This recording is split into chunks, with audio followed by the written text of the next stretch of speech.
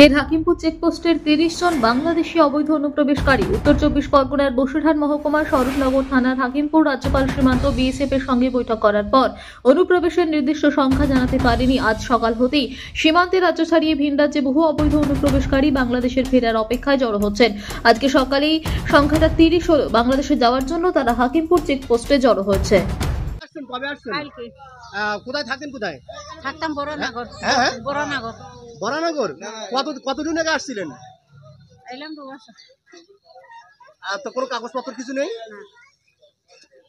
করতে পারেননি? এখন ফিরে যাচ্ছেন কোথায়? ফিরে বাংলাদেশ যাচ্ছি। বাংলাদেশে বাড়ি কোথায়?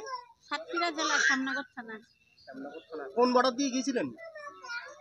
ওই নিশির বটার যে কোন বটার তো আমার দালাল মারফত নাকি? না না, এমনি আমি কালকে রাত্রি কোথায় থাকতেন? এদিকে কালকে সকালবেলা কোথায় থাকতেন এদিকে? হ্যাঁ, একটু জোরে বলেন। গোলাবাড়ি। কতদিন আগে আসছিলেন? 4-5 বছর। তা কোনো কার্ড হয়নি? তা এখন চলে যাচ্ছেন কেন? হ্যাঁ, SIR এর কারণে। এখানে কি কাজ করতেন? বাংলাদেশে বাড়ি কোথায়? সাতক্ষীরায়।